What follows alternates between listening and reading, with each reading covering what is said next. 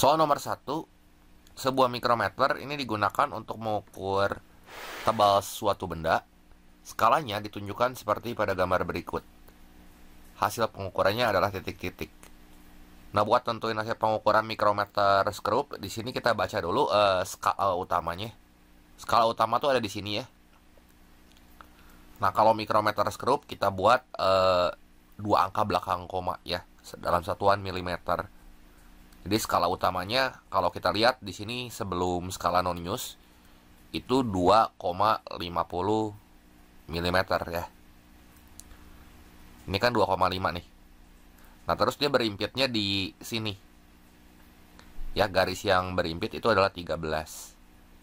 Jadi skala noniusnya kita buat itu dalam 2 angka belakang koma. Jadi itu ini 0,13 mm. Nah, berarti kalau hasilnya tinggal kita jumlahin aja. Hasilnya ini adalah 2,63 mm. Jadi opsi yang tepat di sini adalah yang B ya. Soal yang kedua. Nah, soalnya kayak gini ya. Budi naik sepeda dengan rute ABCD seperti gambar di bawah ini. Nah, rute AB katanya ditempuh dengan laju tetap 8 km per jam. Ya. Dan dari informasi di soal ini kita langsung baca kalimat pertanyaannya ya supaya lebih hemat waktu. Ujung-ujungnya yang ditanya di sini adalah kelajuan rata-rata sama kecepatan rata-rata ya.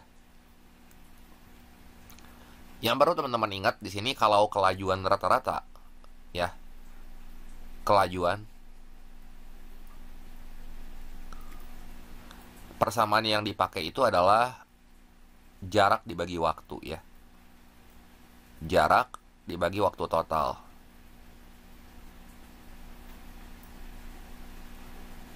Sementara satu lagi, kalau kecepatan rata-rata itu perpindahan dibagi waktu.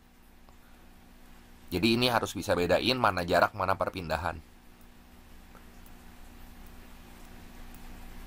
Ya, ini perpindahan.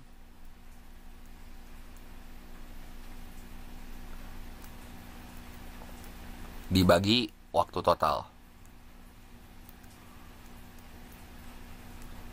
Pokoknya ingat persamaan ini aja.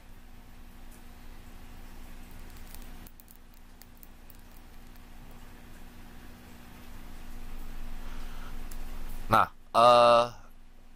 buat nentuin jarak, yang pertama kalau jaraknya kita mau cari, jarak ini gampang aja ya. Jaraknya berapa nih? Tinggal kita jumlahin aja.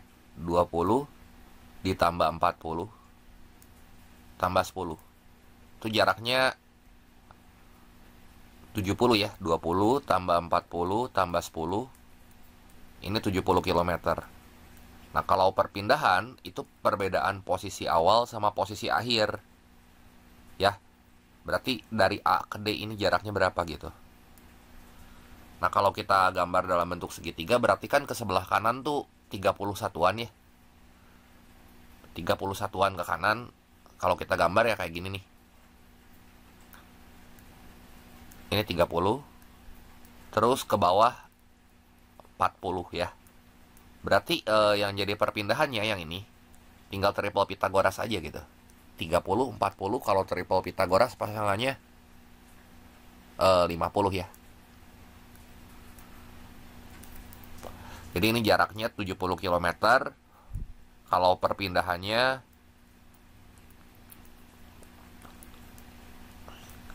itu ya akar 30 kuadrat tambah 40 kuadrat gitu ya. Ini 50 km. Nah, sekarang kita cari waktu total yang diperlukan untuk menempuh rute dari A ke D gitu ya. Dari A ke B dulu itu ditempuh dengan laju tetap 8 km per jam ya. Jadi dari A ke B itu jaraknya kan udah tahu 20 km dan kecepatannya udah tahu. Nah, berarti kita cari T dari A ke B itu berapa tuh? Tinggal S bagi V aja ya. Berarti SAB dibagi V gitu. SAB bagi V. Kan S sama dengan V kali T. Jadi ini tuh 20 dibagi 8. Satuannya kilometer per jam, yang di bawah kilometer, berarti ini 2,5 jam. Terus rute BC dengan laju tetap 10 km per jam. Berarti di sini TBC itu adalah SBC dibagi V gitu ya.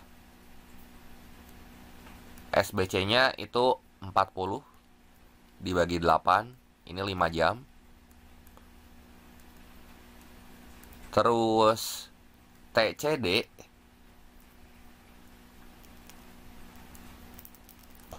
itu berarti SCD dibagi V gitu ya. SCD dibagi V.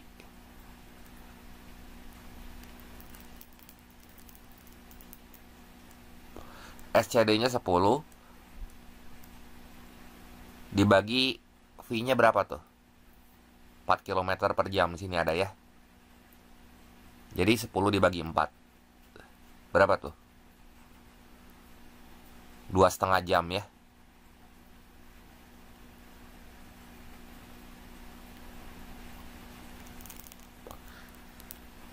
Kayak gini. Sorry. TBC-nya ini 40 dibagi 10 ya. Dibagi 10. 40 dibagi 10 itu 4 jam. Gini. Nah, berarti di sini TAB, TBC sama TCD-nya udah tahu. Terus ada keterangan tambahan di sini, selama menempuh rute itu Budi istirahat 40 menit di B, terus 20 menit di C. Berarti waktu istirahatnya, T totalnya di sini adalah T istirahatnya ya, waktu istirahat 1 jam ya. Ini sama dengan 1 jam. Nah, berarti waktu totalnya tinggal kita jumlahin aja semua nih. 2,5 jam tambah 2,5 jam itu 5 jam, tambah 4 jam 9 jam, tambah 1 jam 10 jam. Ya, berarti T totalnya di sini 10 jam. T total sama dengan 10 jam. Nah, kalau mau cari kelajuan rata-rata berarti jarak dibagi waktu ya. Berarti V itu sama dengan jaraknya tadi udah tahu ya. Jaraknya 70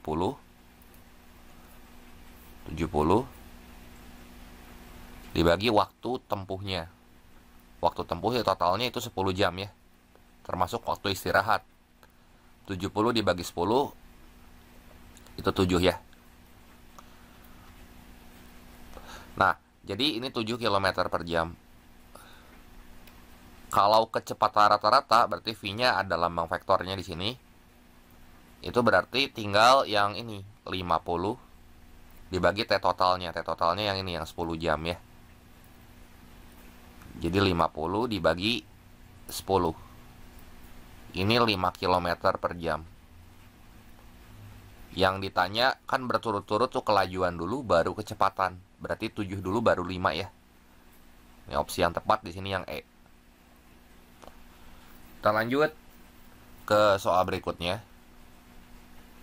Nah, ini soal yang ketiga ya. Soal yang ketiga seperti ini soalnya. 3 motor yang bergerak lurus berubah beraturan secara bersamaan dengan kecepatan yang beda-beda ya. Seperti pada gambar berikut ini. Pada tabel berikut ini ya. Jadi ketiga motor katanya menempuh jarak yang sama. Yang ditanya kecepatan awal di P dan kecepatan akhir di Q. Nah, persamaan yang dipakai ya di sini kalau GLBB itu ada 3 yang perlu teman-teman ingat ya. Yang pertama itu VT sama dengan V0 plus AT.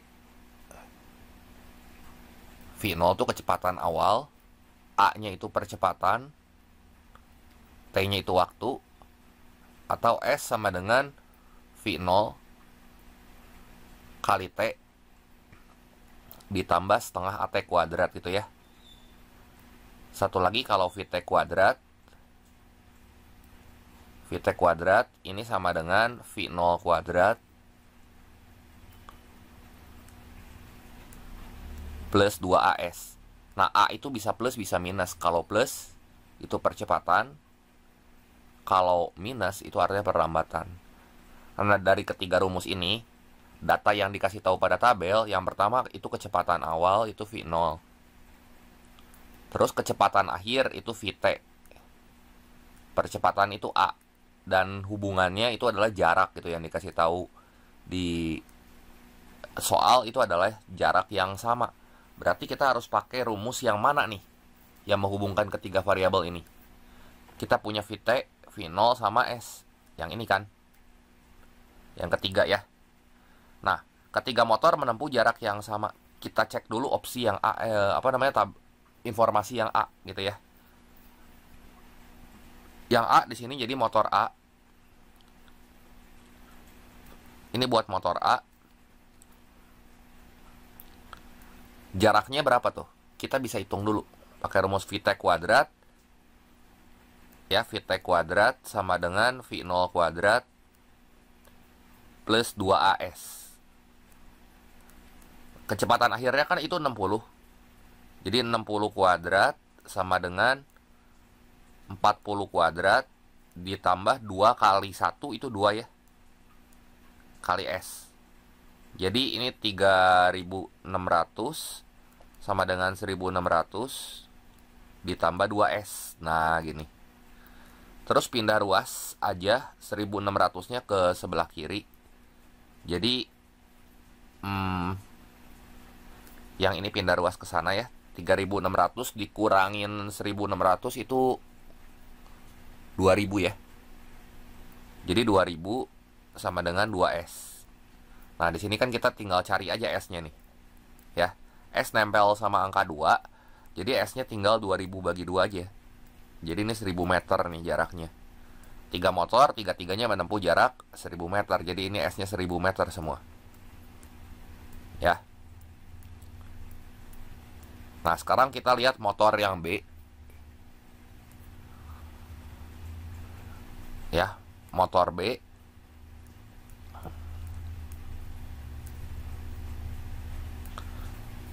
Masih pakai rumus yang sama, kan situ kita udah tahu jaraknya ya. Jadi di sini VT kuadrat sama dengan V0 kuadrat plus 2AS gitu. VT-nya udah dikasih tahu, kecepatan akhir motor B itu 30. Jadi ini tuh 30 kuadrat sama dengan V0 kuadrat, yaitu ya P-nya ya. P kuadrat ditambah 2 kali min 2 kali S-nya 1000 ya. Nah, gini. Jadi berapa nih? 900 sama dengan P kuadrat minus 4000. Nah, yang minus 4000-nya pindah ruas ke sebelah kiri tuh. Nah, jadi P kuadrat sama dengan 4900. Kita akarin kiri kanan ya supaya kuadratnya hilang. Jadi P-nya berapa tuh? 70 meter per second ya. Jadi opsi yang mungkin itu kalau nggak D, ya E gitu. Sekarang kita cek motor yang C ya. Motor yang C itu juga sama. Kita pakai rumus yang ketiga. Jadi motor C di sini VT kuadrat sama dengan V0 kuadrat ditambah 2AS. Kecepatan akhirnya sekarangnya Q. Berarti ini Q kuadrat sama dengan V0 kuadrat ini 15 kuadrat tambah 2 dikali 2 kali 1000. Jadi Q kuadrat sama dengan 15 kuadrat itu 225 ditambah 4000 ya. Jadi Q kuadrat sama dengan 4225. Kita akarin kiri dan kanan. Jadi nanti kita dapat Q-nya akar 4225 berapa tuh? Yang belakangnya 5 pasti. 65 ya. Jadi 75 dan 65 jawabannya. 70 meter per second itu kecepatan awal P, kecepatan akhir Q-nya itu 65 meter per second. Jadi opsi yang tepat di sini adalah yang D. Nah, ini sebuah bola, soal nomor 4 ya. Sebuah bola dilemparkan dari lantai vertikal ke atas. Jadi kasusnya kayak gini. Oke. Ini bola dilemparkan vertikal ke atas. Kalau dia dilemparkan vertikal ke atas, kemudian sampai di titik A dengan kelajuan 9 meter per second. Langsung aja yang ditanya kan selisih tinggi A sama B ya. Selisih tinggi A dan B. Berarti misalnya ini kecepatannya tuh V0. Ya, ini V0. Nah, waktu dia sampai di titik A di sini, berarti jarak yang ditempuhnya ini HA ya. Segini HA.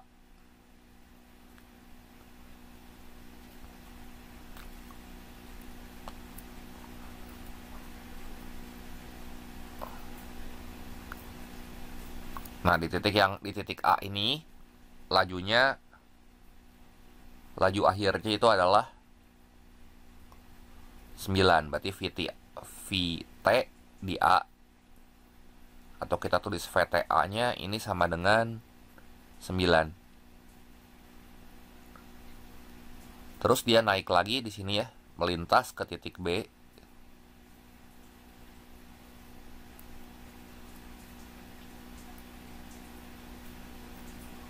Di B ini VTB-nya itu 7.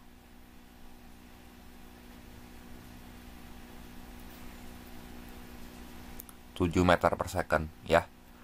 Berarti kalau misalnya itu HA-nya kita tahu, terus HB-nya tuh dari bawah ke atas ya, HB-nya kan segini nih.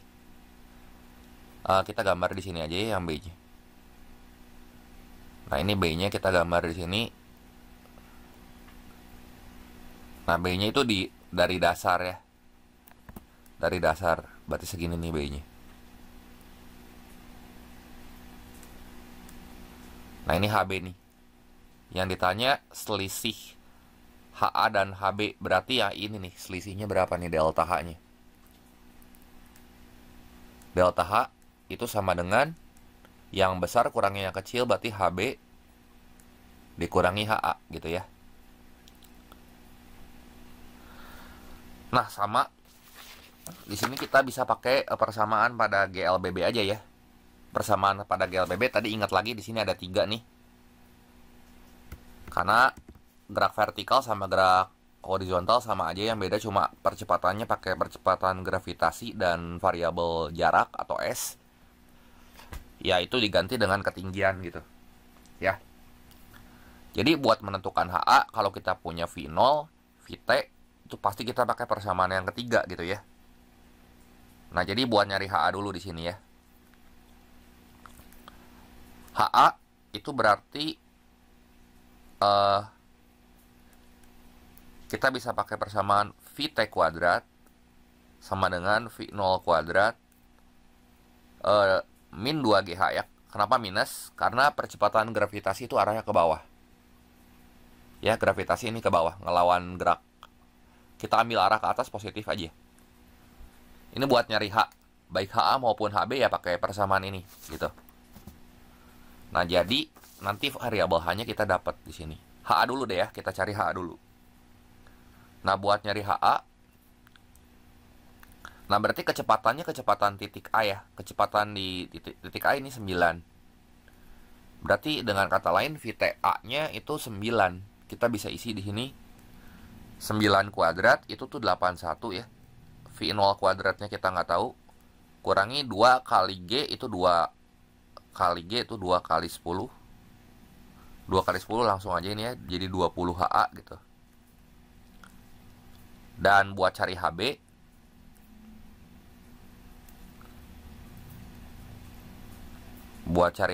itu kita lihat VTB-nya itu di sini ya. 7 kuadrat itu berapa ya? 49. Nah, V0-nya sama, berarti V0 kuadrat dikurangi 20 HB gitu ya. Nah, ini tinggal kita eliminasi aja, kita kurangin supaya V0-nya hilang. 81 kurang 49 berapa nih? 32 ya. Terus V0 kuadrat dikurangi V0 kuadrat itu habis. Negatif 20 HA minus 20 HB. Jadi ini 20 HB kurangi HA gitu. Kalau dikeluarin 20-nya kayak gini. Hati-hati ya, ini kan minus jadi plus.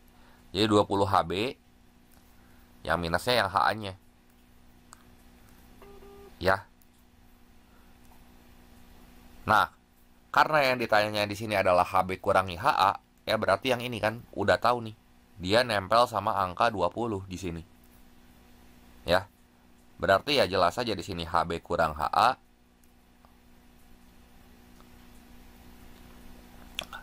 HB dikurangi HA sama dengan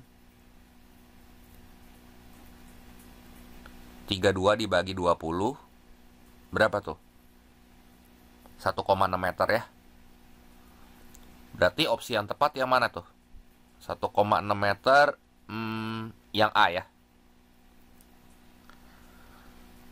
Lanjut lagi nomor 5 ya. Ini dikasih tahu grafik dan kita diminta buat nentuin jarak tempuh.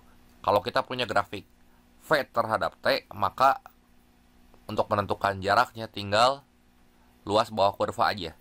Nah, sekarang dari 2 sampai 5, berarti ada 2 daerah di sini. Tinggal kita cari di sini luas trapesium yang pertama dan luas trapesium yang kedua di sini. Luas trapesium yang kedua tuh yang ini. Ya. Luas trapesium itu jumlah sisi sejajar dikali setengah kali tinggi ya. Atau kalau kita mau cari luas, kita bisa tulis luas itu sama dengan A tambah B bagi 2 kali tinggi. Nah, buat luas yang pertama ya, luas yang pertama ini sisi sejajarnya berapa nih ya? Kita cari dulu ya buat luas pertama. Luas 1 itu sama dengan, di sini sisi sejajarnya dari 0 ke 30, 30 ya. 30 tambah 50 di sini. 30 tambah 50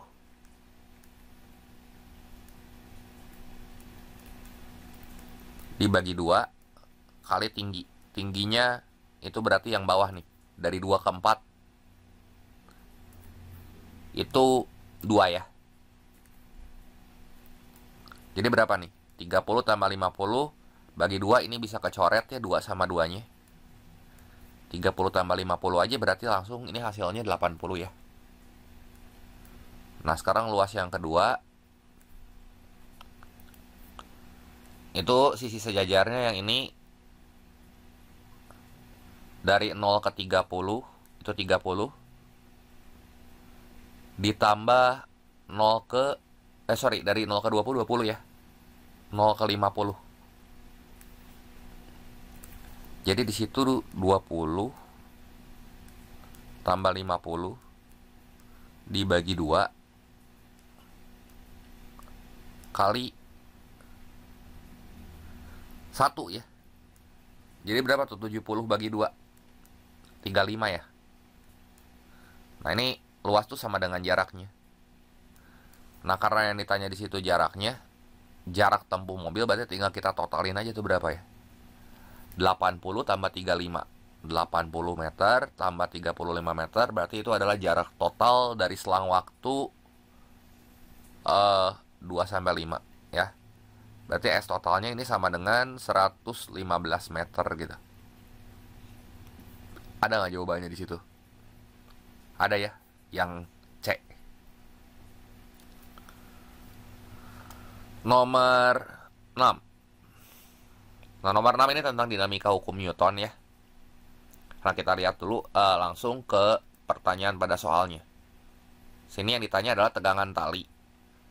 Nah, baru yang dikasih taunya ya. Di sini massa A itu MA, massa B itu MB. Balok turun dengan percepatan A dan katrolnya licin. Nah, ini katrolnya licin dan massa katrolnya diabaikan. Nah, kalau katrolnya licin, Berarti ini kita bisa pakai cara cepat aja ya. Jadi buat ngitung percepatan itu tinggal massa yang ngegantungnya di sini kan massa B nih. Ya, ini massa B kali gravitasi nih. Yang ngegantungnya tuh berarti MB tuh. Massa B dibagi massa total. Massa totalnya tuh berarti ya MA tambah MB.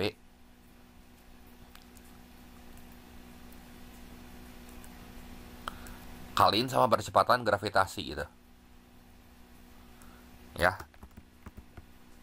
Ini kali sama percepatan gravitasi.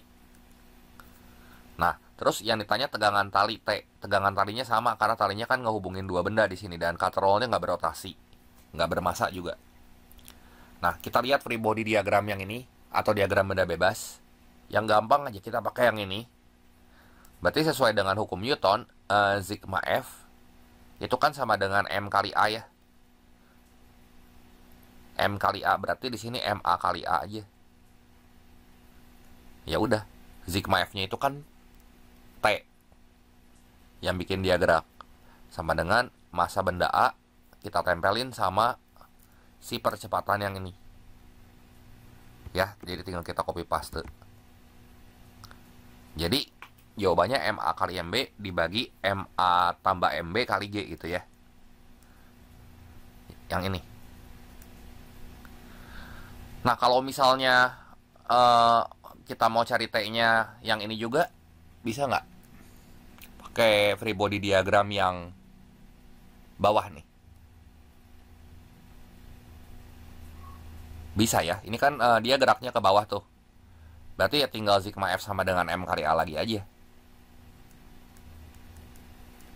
Tapi massanya pakai massa B gitu ya, jadi MB dikali A gitu. Jadi MB kali G, massa benda ini yang bikin dia gerak kan, dia geraknya ke bawah. Kita ambil arah gerak ke bawahnya itu positif aja ya. MBG gitu ya, dikurangi T sama dengan MB kali A gitu ya. MB kali A. Jadi T-nya kita isolasi, kita pindahin ke ruas kanan gitu ya. Jadi T sama dengan MB kali G dikurangi MB kali A. Kalau misalnya kita keluarin MB-nya, kita nulisnya jadi kayak gini. MB kali G kurangi A. Nah, ini juga benar nih. Pernyataan yang kedua ini benar. Gitu ya. Yang pertama ini salah. Kenapa? Karena kan ada gaya beratnya. Ada gaya beratnya juga ya. Jadi ada faktor gravitasinya. Terus yang tiga juga salah. Ini bukan MA kali MA. Terus kalau misalnya kita mau substitusiin si variabel A-nya ke persamaan ini gitu ya. Ke persamaan yang ini. Coba kita cek jadi berapa ya. Berarti T sama dengan massa B gitu ya. Kali G. G-nya kita tulis dulu di sini. Dikurangi A-nya yang ini. Ya. Ini A-nya kita kopas aja, kita copy paste.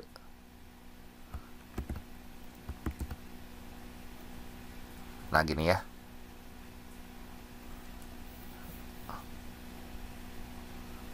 Berarti T-nya sama dengan ini MB. G-nya kita keluarin dulu ya, karena sama kan. Ini G-nya dikeluarin dulu. Jadi MB kali G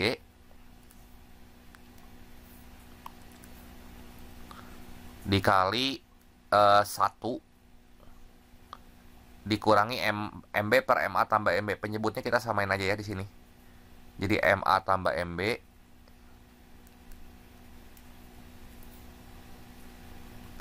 nah, yang atas kan 1 tuh. Kalau 1 ya berarti ya ini jadi gini nih. MA tambah MB gitu ya. MA tambah MB dikurangi MB. Ini indeksnya. Ini A, ini B, ini B gitu. Nah, kalau kita lihat MB sama MB-nya tuh hilang di sini. Ya, jadi ujung-ujungnya ya MA MBG dibagi MA tambah MB. Kayak pernyataan yang kedua nih.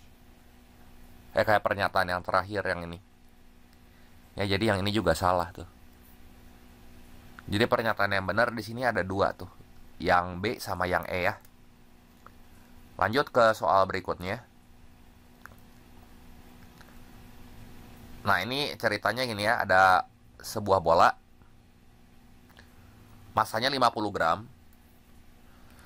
Dia jatuh bebas dari ketinggian 125 cm menuju lantai. Jadi ini gambarnya gini. Ada sebuah bola jatuh bebas dari ketinggian 125.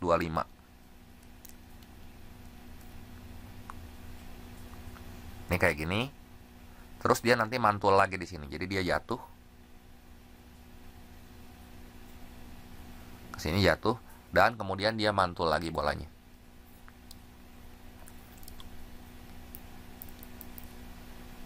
Dengan ketinggian 45 cm. Nah, di sini pilihan ganda majemuk, soalnya kita diminta buat ngecek satu-satu pernyataan mana aja yang benar.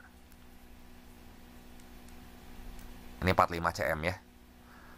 125 cm berarti 1,25 meter nih. Kalau misalnya 45 cm berarti ya 0,445 meter gitu ya.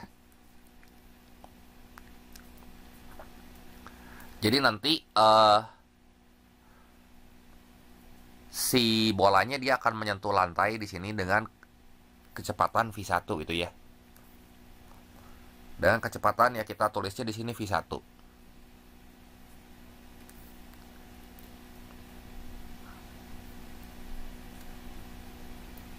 Terus dia mantul ke atas dengan kecepatan V1 aksen. Kita ambil aja arah ke atas positif ya.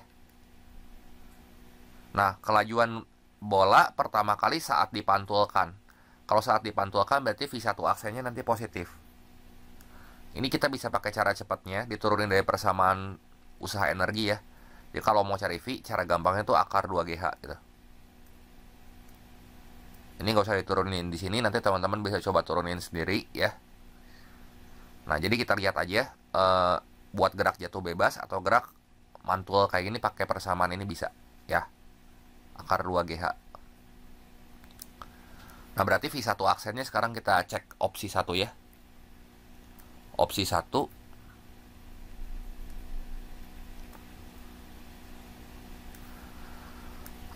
V1 aksen. Berarti kita tulis V1 aksen di sini.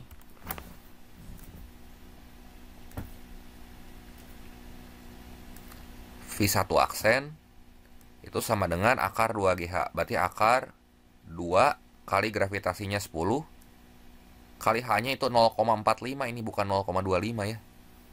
Kan 45 cm. Nah, ini 0,45. Nah, gini. Jadi berapa tuh? 2 kali 0,45 itu 4,5. 4,5 kali 2, 9 ya. Akar 9 itu 3. 3 meter per second. Bener gak nih? Nah, bener nih ya. Terus cek opsi yang kedua. Opsi yang kedua, impuls itu sama dengan perubahan momentum gitu ya. Jadi I sama dengan delta P. Nah, perubahan momentum sendiri ini adalah M kali V1 aksen kurangi V aksen. V1 aksen kurangi V awal atau V1 gitu. Jadi kita bisa tulisnya ini V1 aksen dikurangi V1. Nah, massa bolanya berapa tuh? 50 gram ya. Ini massa bolanya ada. Semua variabel-variabel yang dikasih tahu di sini ya kita pakai ya. Daftarin aja di sini, berarti kan 50 gram tuh massa ya. Ini ketinggian pertama tuh H0 gitu. Ini H1 sama gravitasi tuh. Jadi massanya kan di situ udah tahu nih 50 per 1000. Nah, dia mantulnya berapa ke atas? Mantulnya tadi V1 aksennya 3 ya. Nah, sekarang kita cari V1-nya dulu. Cari V1 gimana? V1 itu berarti tinggal akar 2GH aja. Berarti akar 2GH 2 kali gravitasinya berapa tuh? 10 kali 1,25. Jadi 2,5 kali 10 itu 5 ya. Tapi tandanya itu mesti minus karena ke bawah gitu. Kan tadi kita netepin arah ke atas positif. Ya, berarti yang V1 ini negatif. Kali berapa tuh? Min 5, min 3. Jadi min 50 kali min 8 tuh min 400 dibagi 1000. Jadi minus 0,4 ya. 0,4 Newton second. Nah, sementara di pilihan itu 0,1. Berarti ini salah nih. Gitu. Terus koefisien restitusi tumbukan pertama, kita cek koefisien restitusi pakai persamaan ini aja. Kita punya cara cepat ya buat nyelesain persamaan koefisien restitusi kalau pantulan. Ini cara gampangnya itu tinggal akar dari H1 atau tinggi pantulan dibagi H0 atau tinggi mula-mula ya. Udah tinggal kita masukin. H1-nya berapa tuh? 0,45 tuh 45 cm dibagi 1,25 tuh 125 cm. Senti sama senti kecoret ya. Jadi ini 45 dibagi 5 9. Ini bagi 5 25. Akar dari 9/5 itu 3/5 ya. Ini koefisien restitusi tumbukan pertama, ini nggak dikasih tahu berapa ya. Berarti ini 3/5 aja, kita tulis ini 3/5. Jadi kita benarkan aja yang ini. Opsi yang keempat, tinggi maksimum yang dicapai bola setelah dipantulkan kedua kalinya ya. Ya udah berarti di sini kalau mau cari H2 kita bisa pakai persamaan koefisien restitusi aja. Jadi akar H1 bagi H0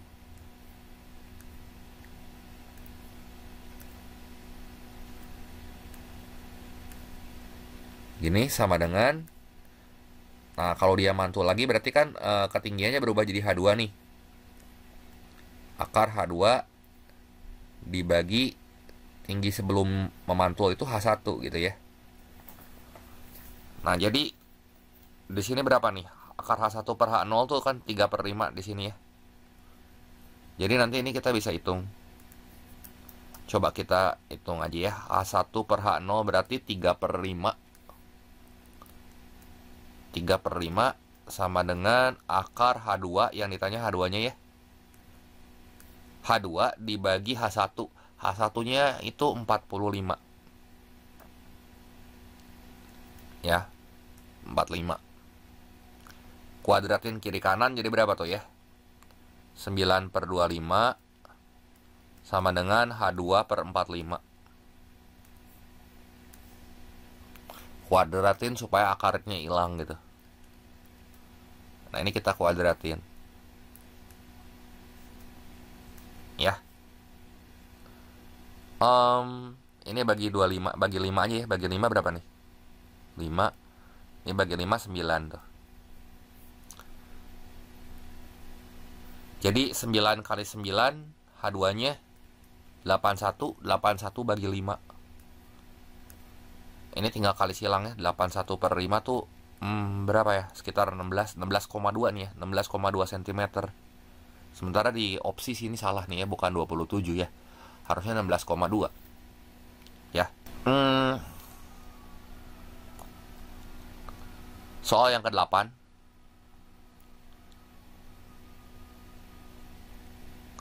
Nah, ini sebuah pesawat tim SAR membawa barang-barang bantuan untuk korban bencana longsor pada ketinggian 1,125 meter, 1125 meter ya di atas tanah. Ini kalau kita gambar kayak gini. Ini kita gambar pakai koordinat aja kayaknya biar gampang ya. Dan ini termasuk gerak parabola. Ketinggiannya 1125 meter di atas tanah, berarti ini kayak gini. Dan barang-barang yang dilemparkan pesawat diharapkan jatuh di koordinat 750, 740 itu sini ya. Berarti dia diharapkan jatuh di koordinat sini. Ini koordinat titik jatuhnya nih. Ya ini gerak 2 dimensi atau gerak parabola sih sebenarnya ya. Karena nanti kan pasti kayak gini geraknya. Nah, kemudian pusat koordinat Pusat koordinat adalah pesawat dan percepatan gravitasi ya. Pusat koordinatnya ini maksudnya ya, maksud kalimat soalnya. Yang ditanya kecepatan pesawat saat melepaskan bantuan, berarti di sini V-nya yang ditanya. Ya. Nah, ini sama aja kayak gerak jatuh bebas. V yang ke kanan ini Vx. Ya. Vx itu rumusnya adalah V kali T. Karena GLB kalau gerak 2 dimensi untuk gerak di sumbu X gerak lurus beraturan gitu.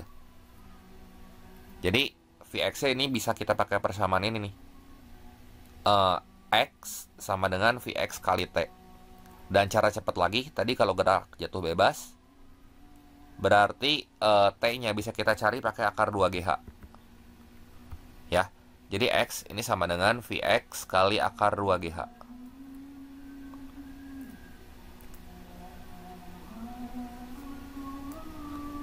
Ya, akar kalau V-nya akar 2GH. Oh ya, V-nya akar 2GH. Di sini kalau mau cari T, ini ada cara cepatnya. Maksud saya ini 2H per G gitu.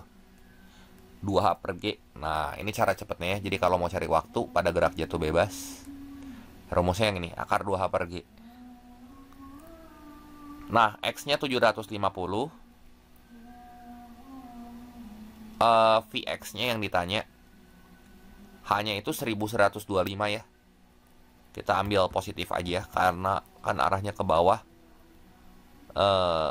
Kita ambil positif hanya 2 kali 1125 karena gravitasi itu ke bawah negatif kan, negatif bagi negatif positif gitu. Ini 10 ya. Jadi kalau kita hitung berapa nih? 2 dikali 1125 ya. Jadi 2250. 2250 dibagi 10. Sorry, ini sama dengannya kurang. Jadi 750 sama dengan Vx.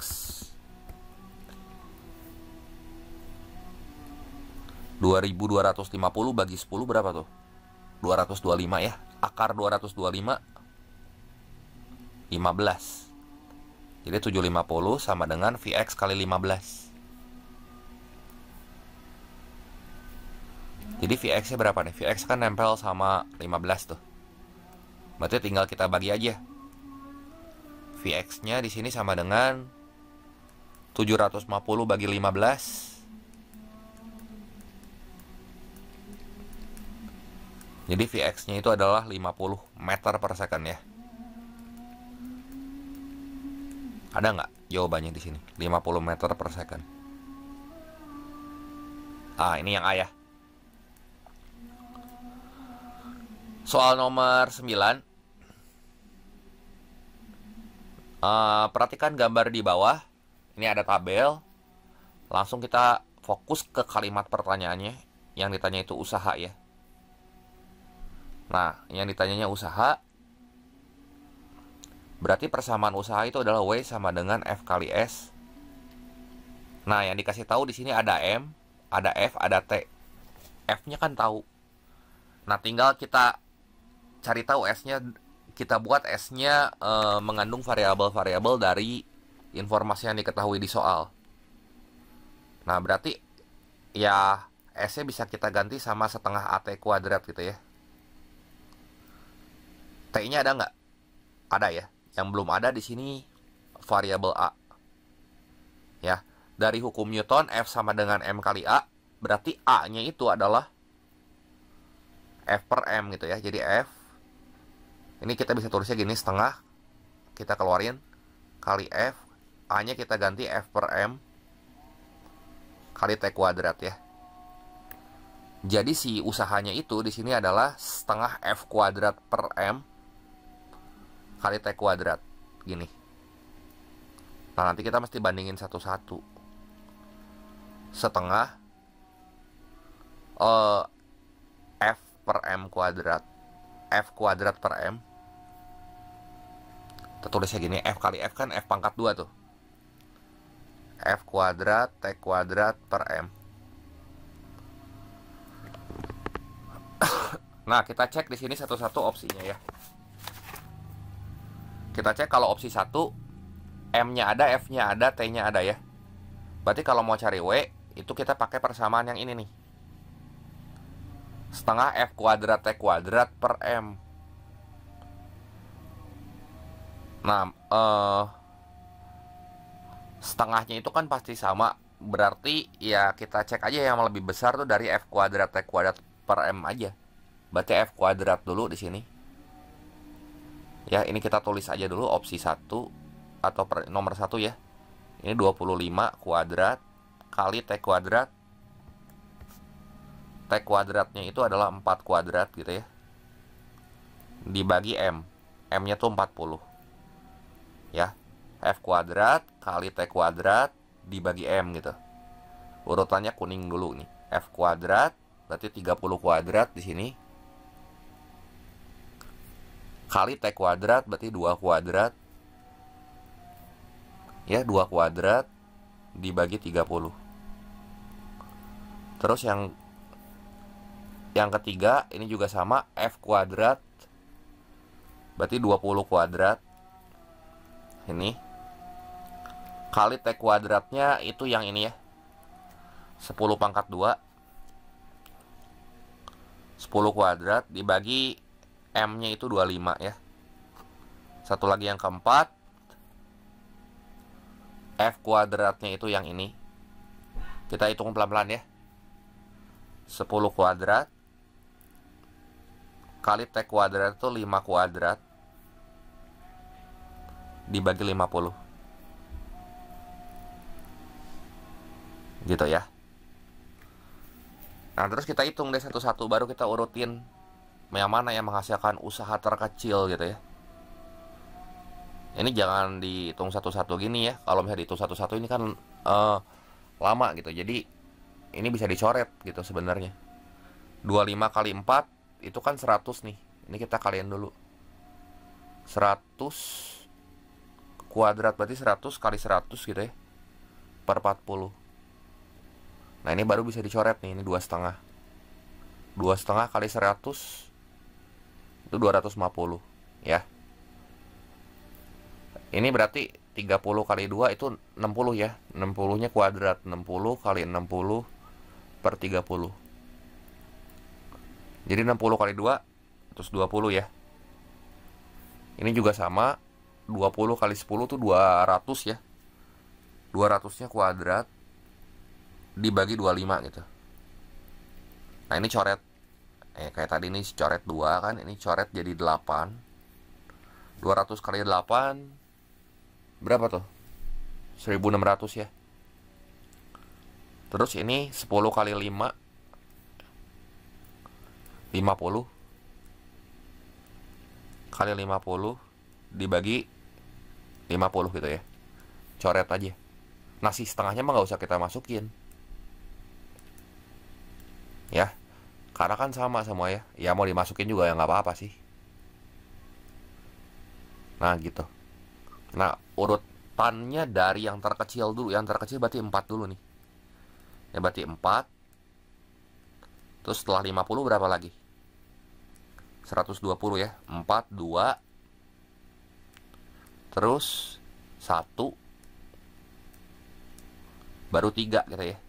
4, 2, 1, 3. 4, 2, 1, 3. Ini opsi yang tepat. Ada nggak di pilihan ganda? Itu yang C ya. Yang C. Seperti itu. Jelas ya. Kita lanjut soal berikutnya.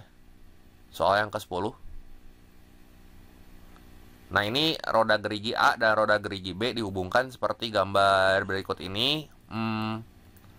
Terus yang diketahui jumlah gerigi dari A 4 kali jumlah gerigi dari B. Berarti NA-nya itu 4 kali NB. Banyak gerigi itu akan berpengaruh sama kecepatan sudutnya, teman-teman. Tapi yang perlu kita ingat di sini nih, hubungan roda-rodanya saling bersinggungan gitu ya. Nah, hubungan roda-roda itu tuh ada 3 sebenarnya. Hubungan roda-roda ada 3. Ini yang perlu diingat. Apa aja? Yang pertama, kalau sepusat. Sepusat. Berarti pusatnya sama. Yang kedua, bersinggungan, saling bersinggungan. Atau yang ketiga, dihubungkan dengan tali. atau sabuk atau rantai gitu. Kalau misalnya sepusat, ini omeganya sama. Omeganya sama. Jadi omega 1 sama dengan omega 2. Kalau bersinggungan, ya ini kecepatannya sama, kecepatan linearnya yang sama ya. Jadi V1 sama dengan V2 gitu. Nah, kalau kecepatan linear roda B, ini akan sama dengan kecepatan linear si roda A gitu ya. Roda A dikasih tahu 4 meter ya. 4 meter per second maksudnya. Berarti karena ini hubungannya saling bersinggungan, ya kita nggak usah susah-susah mikir lagi ya. Kalau bersinggungan, berarti yang sama itu adalah si V-nya. Kalau VA 4 meter per second, berarti VB-nya juga harus 4 meter per second. Jadi, nomor 10 jawaban yang tepat itu adalah yang D ya. Soal nomor 11. Nomor 11 ini tentang momen inersia partikel. Momen inersia itu rumusnya adalah I sama dengan massa kali kuadrat jarak gitu ya. mR kuadrat. Nah, kita lihat titik putarnya adalah poros O ini ya. Berarti di sini yang masanya M dan jaraknya A dulu, itu ada 2 kan? Berarti I totalnya di sini bisa langsung kita hitung. Jadi I sama dengan MA kuadrat tambah MA kuadrat. Ini buat yang pertama nih. Yang ini sama yang ini. Terus yang masanya M tapi jaraknya 2A gitu ya. Ini juga ada 2. Berarti ini ditambah M dikali 2A kuadrat. 2A dikuadratin tuh jadi 4MA kuadrat gitu ya. Yang ini juga 4MA kuadrat. Nah, tambahin aja nih. 1 tambah 1 tambah 4 tambah 4. Berarti I-nya 10MA kuadrat. Ya udah gini aja ya. Ini opsi yang tepat di sini yang E ya. Gitu. Lanjut ke soal nomor 12. Nah, soal nomor 12, di sini sebuah benda bermasa M diputar dengan tali pada bidang horizontal. Yang dikasih tahu di variabel-variabelnya di sini ada tegangan tali, ada massa, ada omega, sama ada R ya. Berarti yang ditanya di sini nilai F, informasi yang di bawah aja. Ya udah, kita langsung gunain rumus gaya sentripetal yang menghubungkan kecepatan sudut omega. Cara cepatnya sih tinggal M omega kuadrat R aja gitu. Ya, kita tinggal masukin angka di situ. T-nya itu adalah F. Masanya 0,2. 0,2 tuh berarti 2/10 ya. Atau 1/5. Omeganya 2 kuadrat. 2 kali 2. Jari-jarinya setengah. 1/2 gitu. Ini coret. Jadi F-nya 2 kali 1, 2/5 ya. 2/5 ya 0,4 Newton gitu. Nah, ini soal ini boleh dikerjain duluan kalau ketemu gampang kan. Jadi nomor 12 opsi yang tepat itu yang E. Soal yang ke-13. Nah, ini sebuah roda mesin berbentuk silinder pejal. Pokoknya di sini kita lihat aja yang ditanya itu adalah energi kinetik total. Dan geraknya gerak menggelinding. Baca dulu kalimat pertanyaannya gitu, apa yang ditanya di soal. Berarti kalau energi kinetik total di sini, energi kinetik total ada 2 kalau geraknya menggelinding, ya.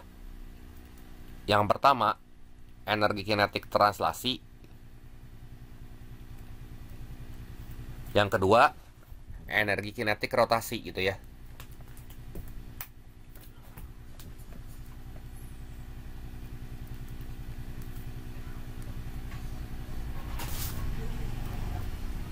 Nah, kalau misalnya energi kinetik translasi itu kan setengah mv kuadrat.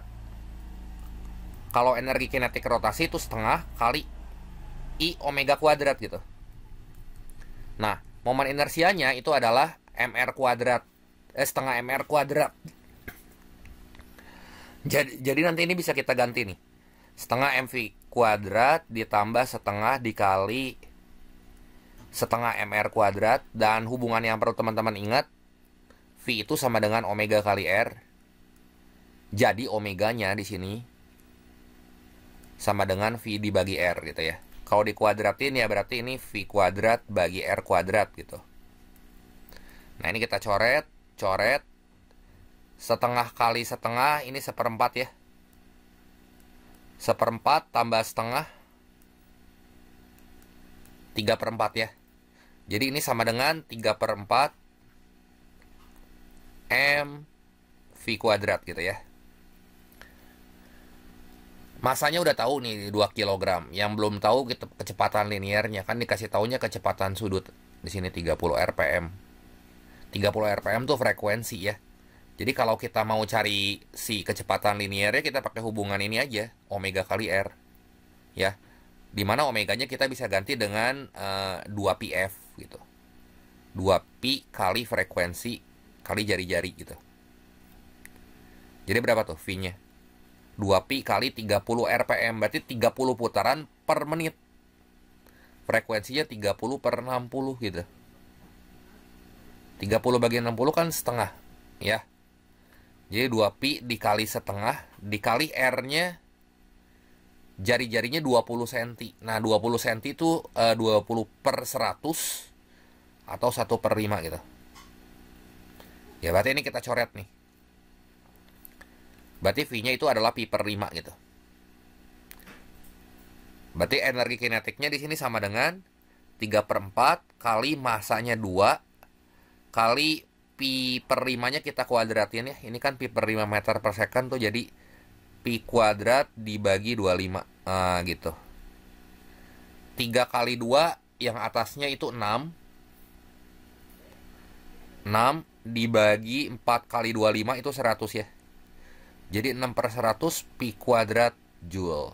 6/100 berapa tuh? 0,06 pi kuadrat joule.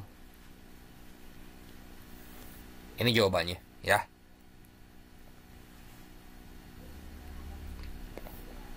Jadi jawaban yang tepat di sini yang C ya. Lanjut lagi ke soal nomor 14 di sini. Nah, ini suatu senar yang panjangnya 2 meter diikat di salah satu ujungnya. Dan ujung lainnya digetarkan hingga terbentuk 5 simpul gelombang stasioner ya.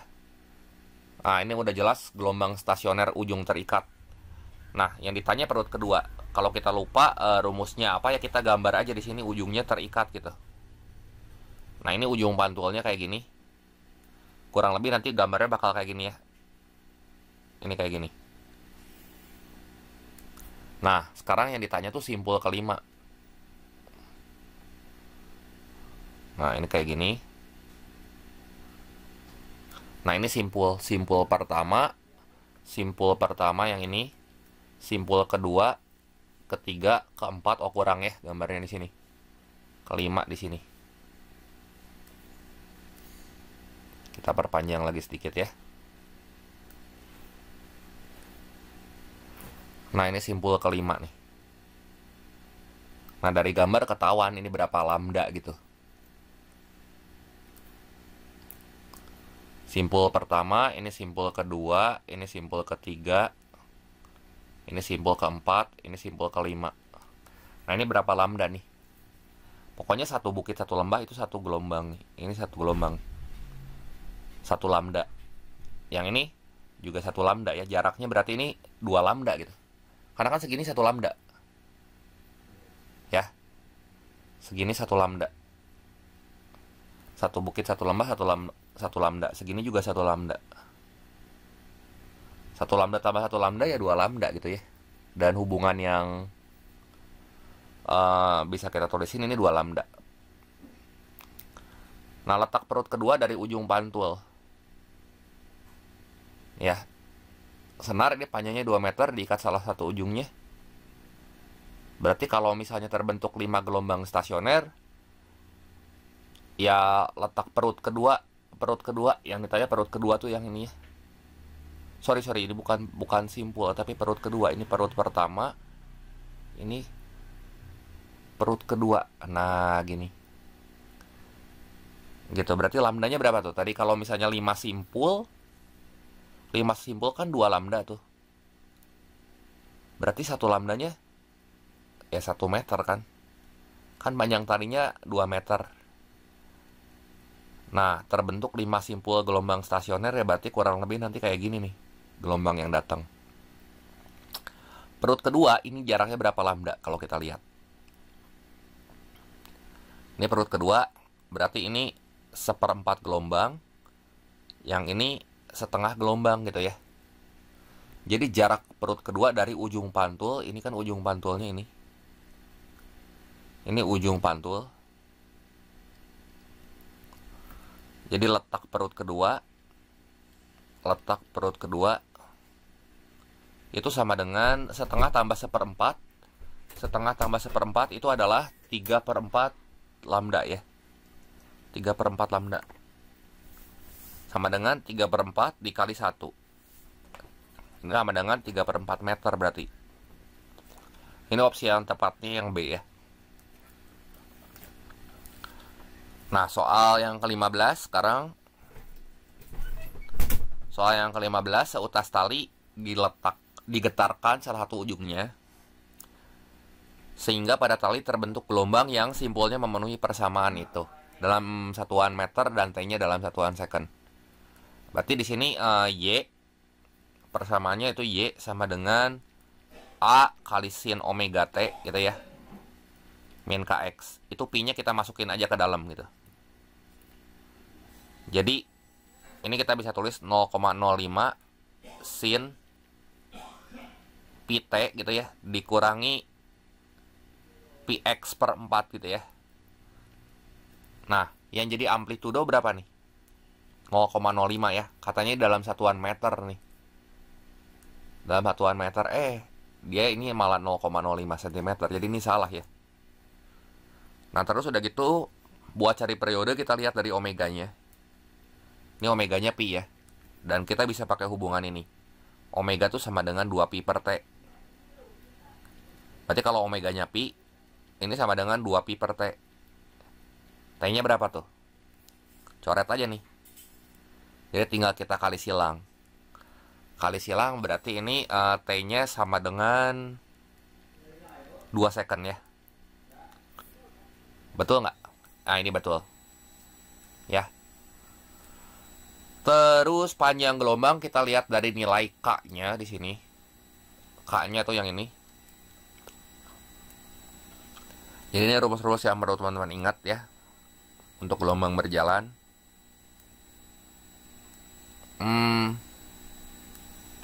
Di sini K itu sama dengan 2 Pi per lambda.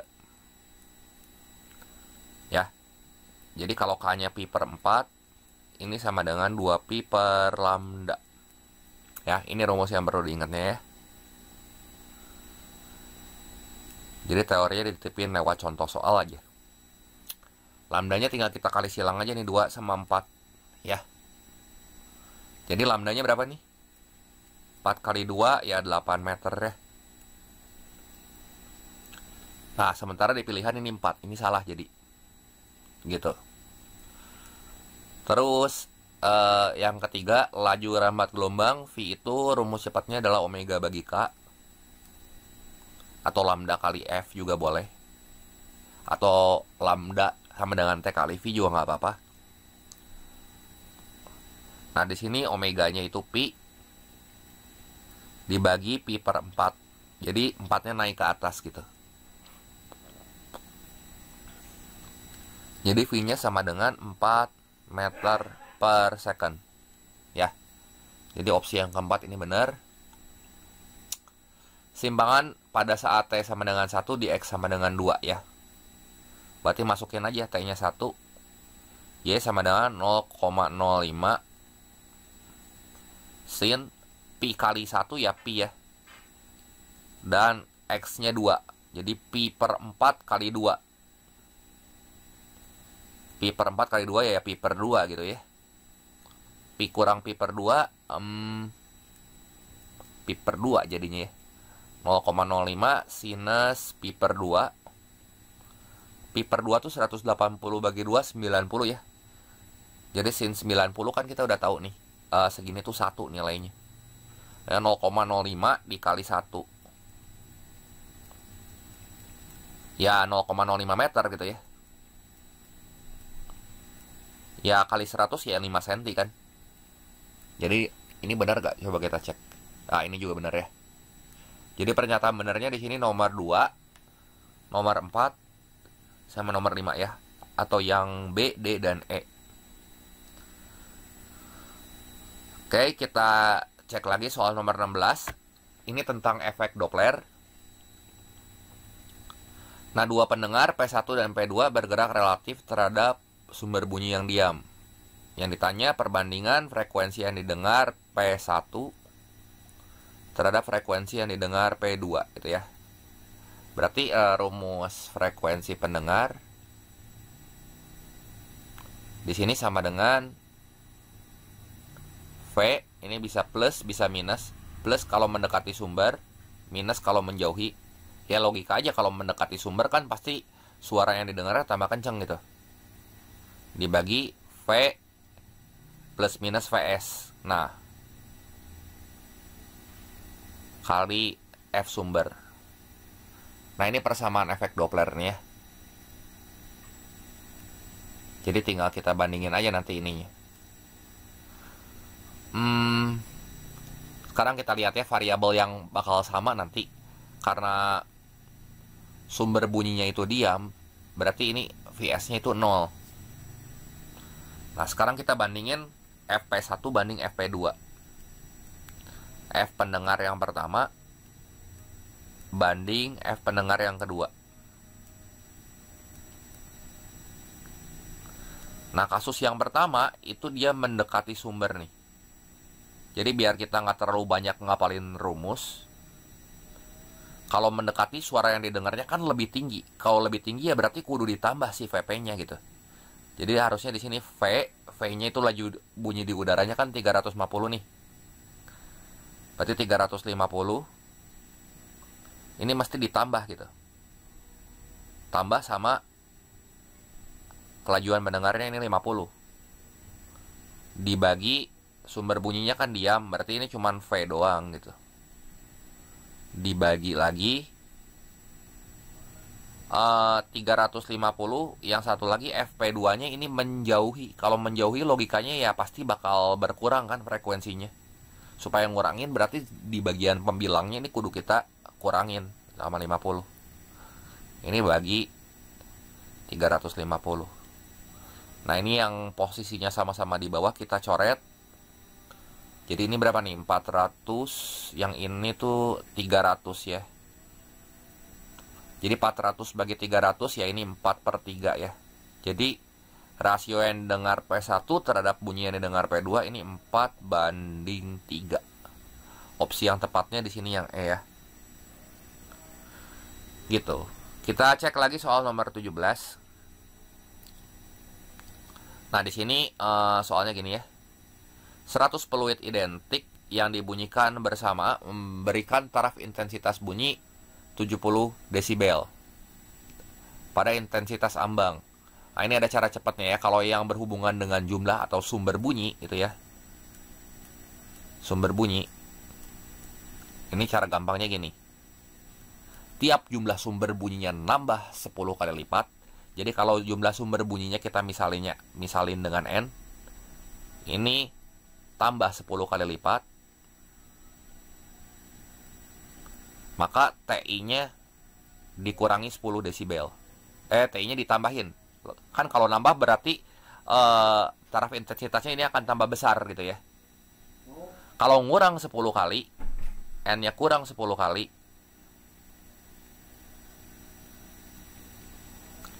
maka taraf intensitasnya nanti ngurangin 10 desibel gitu.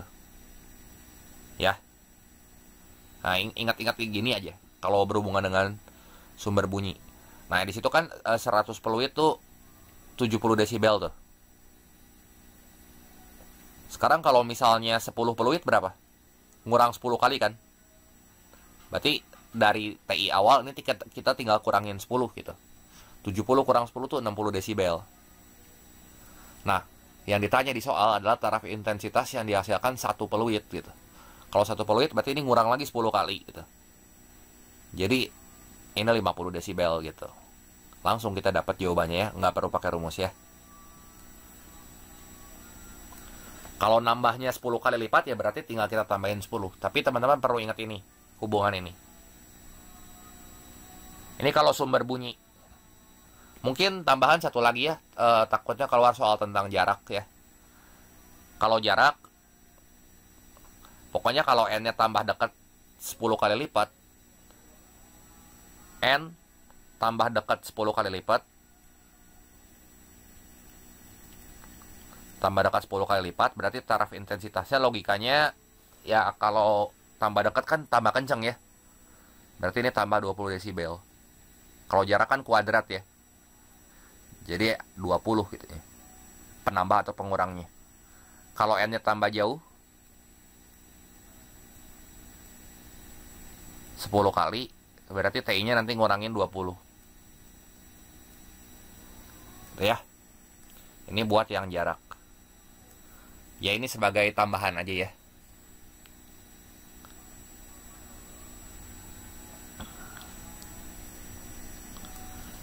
Kita lanjut ke soal nomor 18.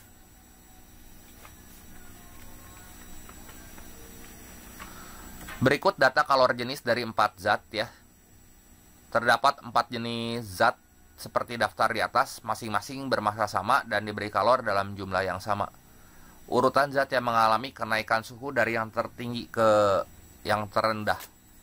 Ya berarti di sini kita bisa gunakan persamaan kalor aja, ya. Persamaan kalor itu Q sama dengan M kali C kali delta T. Yang ditanya itu adalah kenaikan suhunya. Berarti delta T-nya ya di sini. Delta T itu sama dengan Q bagi MC gitu. Nah, di sini kan informasi yang dikasih tahu Q-nya sama nih. Kalornya sama, masanya sama, ya. Yang beda itu cuma kalor jenisnya. Nah, kita lihat di sini. Kalau kenaikan suhu dari yang tertinggi, berarti kalau delta T-nya kita inginkan tertinggi, berarti delta T-nya tertinggi, dia akan berbanding terbalik dengan kalor jenis, ya, dari persamaan ini. Maka posisinya ini berbanding terbalik nih. Satu di atas, satu di bawah. Kalau delta T-nya kita inginkan tertinggi, berarti si C-nya kudu paling rendah gitu. C-nya harus paling rendah. Yang paling rendah di sini yang mana? Yang paling rendah itu timbal dulu ya. Berarti timbal. Terus mana lagi tuh? Perak. Terus tembaga. Baru aluminium. Ya, jadi ini kenaikan suhu tertinggi pasti timbal dulu. Yang kalor jenisnya paling rendah gitu ya. Terus perak. Sorry. Jadi jawabannya benar yang mana nih? Perak. Yang C ya, di sini ya. Tembaga, baru aluminium. Timbal, perak, tembaga, baru aluminium. Kan kalau delta T-nya tertinggi, C-nya terendah gitu. Sebaliknya ya, kalau delta T-nya terendah, ya C-nya tertinggi gitu. Dan diminta urutannya tuh dari yang tertinggi. Yang tertinggi apanya? Kenaikan suhunya. Ya, kenaikan suhunya berarti ya C-nya cari yang paling rendah gitu. Oke, di sini coba kita cek lagi soal nomor 19. Nah, di sini Amir akan memasangkan kaca pada mobilnya. Dia hendak memilih kaca yang tepat agar panas pada siang hari tidak mudah merambat melalui kaca dari luar ke bagian dalam. Suhu luar saat panas terik 38 dan suhu bagian dalamnya 20 ya. Berarti kita cari yang konduktivitasnya itu terendah ya. Yang kemampuan untuk merambatkan kalornya terendah. Ya caranya gimana? Tinggal kita bandingin aja di sini K sama L ya. Cara gampangnya sini kita bandingin K per L yang paling rendah mana gitu. Coba jenis 1 ya. Ini jenis 1, kita cek dulu.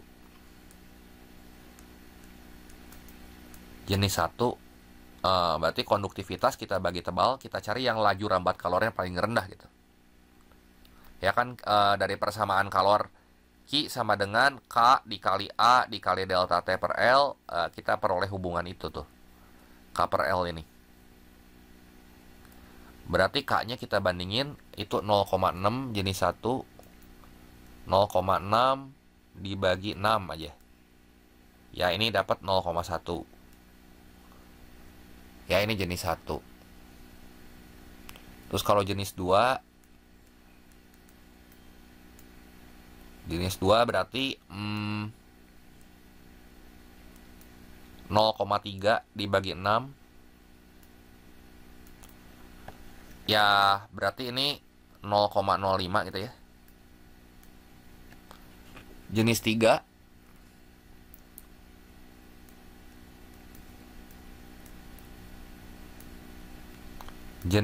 berarti K-nya di sini 0,3 gitu ya, dibagi 4. 0,075 gitu ya. Terus jenis 4, K bagi L berarti 0,6 dibagi 4. Ini 0,15 ya.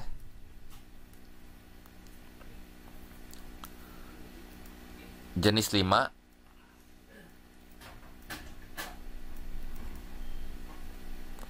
nol koma delapan dibagi 4.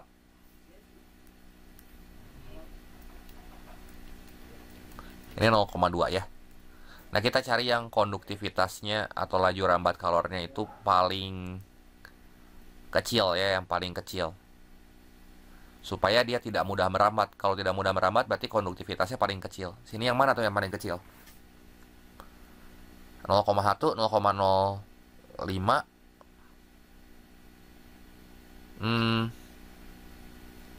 Berarti yang paling kecil di sini yang ini ya, 0,05 ya. Yang jenis 2 tuh. Ya. Jenis 2 itu paling kecil kan 0,05. Jadi opsi yang tepat di sini adalah yang B. Kita lanjut ke soal nomor 20. Ini soal tentang pemuaian ya. Suatu batang kuningan mula-mula panjangnya 40 cm. Saat dipanaskan sampai suhu 80 derajat Celcius, panjangnya menjadi 40,04. Nah, berarti di sini dikasih tahu panjang awal. Hitung 40 cm. Terus pertambahan panjangnya itu jadi berapa tuh? 40,04 ya, 0,04 ya. Sentimeter. Koefisien muai panjang itu 2 kali 10 pangkat min 5 per derajat Celcius. Terus dipanaskan sampai suhu 80 derajat Celcius. Berarti T-aksenya ini 80 derajat Celcius ya. Berarti menggunakan persamaan delta L sama dengan L0 kali alfa kali delta T. Sini delta L-nya 0,04 tuh berarti 4/100 ya.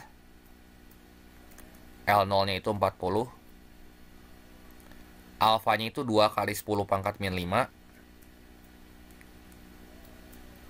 Delta T itu berarti T akhir kurangi T awal. Ini 80 kurangi T awalnya T0 ya. Nanti T0-nya yang kita cari gitu. Ya, ini bisa dicoret kan. Ini 4 bagi 4 1 bagi 4 10.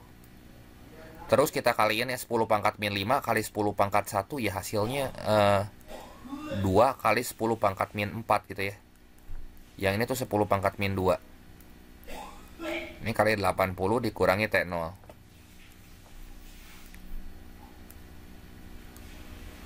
Nah, ini kan bentuknya perkalian. Ya, berarti T80 kurangi T0.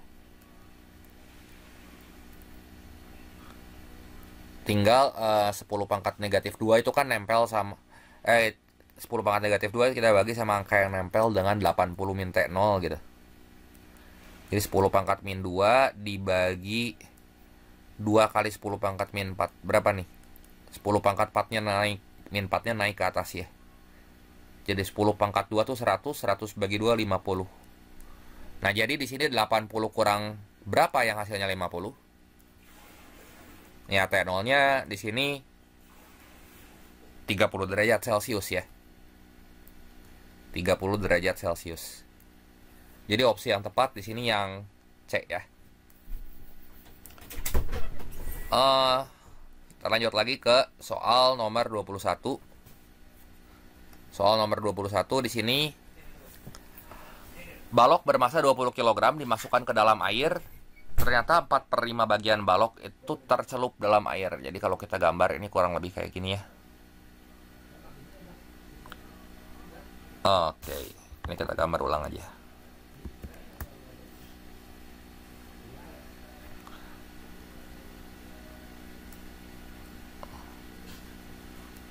Nah, ini misalnya air.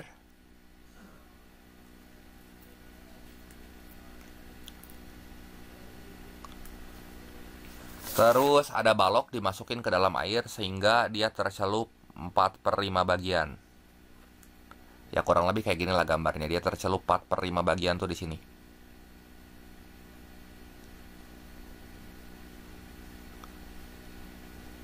Nah, yang ditanya massa jenis balok berapa? Ya kalau kita lihat di sini bakal ada gaya apa aja yang bekerja. Ada gaya berat. Satu lagi ada gaya angkat ke atas ya. Gaya angkat ke atas atau gaya apung. Ya, jadi menggunakan persamaan sigma fx atau sigma fy sama dengan 0. Berarti fa di sini akan sama dengan w, gitu ya. Fa sama dengan w. Gaya angkat ke atas itu adalah rho Vg. Hati-hati, yang rho-nya itu adalah rho zat cairan. Rho cairan, volumenya juga volume cairan atau volume yang tercelup. Nah, terus udah gitu gaya berat kan kita tahu gaya berat tuh M kali G ya sebenarnya. Cuman dari hubungan rho sama dengan M per V, massa kan sama dengan rho kali V. Berarti ini sama dengan rho benda kali V gitu ya. Volume si bendanya kali gravitasi. Jadi kita harus munculin variabel rho benda ya. Karena yang ditanyanya kan massa jenis balok di sini. Yang ditanyanya massa jenis balok ya. Jadi di sini G sama G-nya kita coret. Massa jenis cairannya berapa? 1000 ya. Volume tercelupnya 4/5 V benda atau 4/5 V aja ya. Nah, ini rho bendanya ada. Yang ditanya kali volume bendanya itu V gitu. Nanti V ini sama V ini coret. Ini juga coret. Jadi 200 kali 4 800 ya. Jadi rho bendanya di sini 200 kali 4 ya udah 800 gitu. 800 kg per meter pangkat 3. Opsi yang tepat di sini adalah yang D ya. Nah, kita lanjut lagi ke soal nomor 22. Perhatikan gambar alat penyemprot nyamuk pada gambar di bawah ini. Ketika batang pengisap P ditekan, maka udara dipaksa keluar dari tabung pompa dengan kecepatan V, lubang pada ujungnya ya. Nah, P menyatakan tekanan dan V menyatakan kecepatan. Nah, konsep yang perlu teman-teman ingat di sini adalah tekanan itu berbanding terbalik sama kecepatan. Jadi kalau tekanannya besar, kecepatannya kecil gitu. Jadi kita cek dulu di sini prinsip kerja penyemprot nyamuk yang benar adalah pasti di V2 ini akan lebih besar dibanding V1 ya. V2 lebih besar dari V1. Jadi P2-nya itu mesti berbanding terbalik, berarti mesti kurang dari P1. Ya dengan kata lain, kalau P1-nya lebih besar dari P2 di sini, P1-nya lebih besar dari P2, ya V1-nya itu mesti lebih kecil dari V2. Jadi tandanya mesti kebalik gitu, nggak boleh sama gitu. Jadi ini udah nggak mungkin aja sama dengan gitu. Kalau ini kan dia satu lebih besar, satu lebih kecil ya. P1 lebih besar dari P2, ya V1-nya ya kurang dari V2. Jawaban yang tepat di sini yang A. yang A ya. Kita lanjut ke soal nomor 23 ya di sini tentang pipa U. Sebuah pipa U diisi dengan dua cairan yang berbeda seperti gambar di bawah ini. Massa jenis cairan 1 0,8 dan cairan 2 1. Tinggi H2 itu berapa? Berarti ini tinggal kita bandingin aja. Kiri sama dengan kanan. Tekanan hidrostatisnya itu mesti sama. Jadi rho GH sama dengan rho GH sebenarnya di sini. Ya. G sama G-nya coret. Yang beda kan di sini massa jenis sama ketinggiannya. Kita kasih indeks aja di sini. Rho 1-nya 0,8. Jadi di sini 0,8 kali H1-nya 10 sama dengan rho 2-nya. Rho 2-nya itu 1,0 gram ya. 1 dikali H2 gitu. Jadi 0,8 dikali 10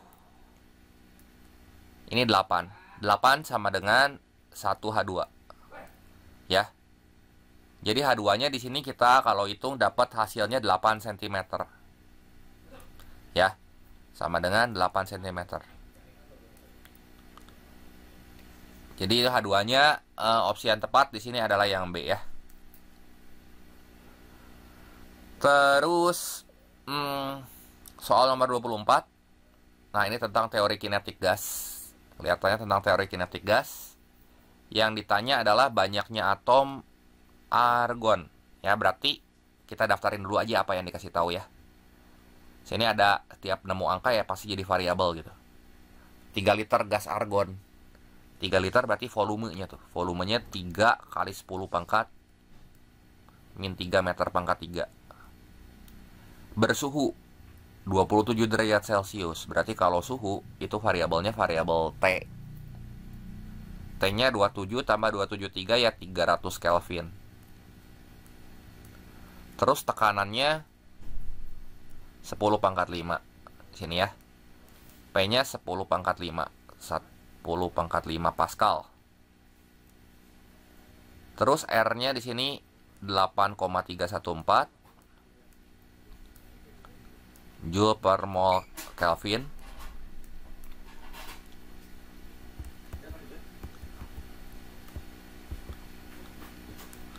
Terus 1 mol di sini adalah 6,02 kali 10 pangkat 23 partikel ya. Berarti di sini banyaknya partikel dalam 1 mol itu berarti N Avogadro di sini ya. Ini sama dengan 6,02 kali 10 pangkat 23 partikel. Nah, rumus yang kita kenal dalam teori kinetik gas, persamaan gas umum ya. Itu adalah rumus PV sama dengan nRT gitu. N-nya itu jumlah molnya. Dan ini bisa kita ganti sama N dibagi NA gitu. Kan hubungan dari jumlah partikel dan jumlah mol tuh N sama dengan N kali NA gitu ya. Berarti R-nya itu tinggal jumlah partikel dibagi bilangan Avogadro. N-nya itu adalah N dibagi NA gitu ya. Jadi kita bisa nulis gini. PV sama dengan N dibagi NA kali R kali T gitu ya. Nah, di sini kan yang ditanyanya N-nya ya. Berarti N di sini sama dengan P kali V kali NA dibagi RT.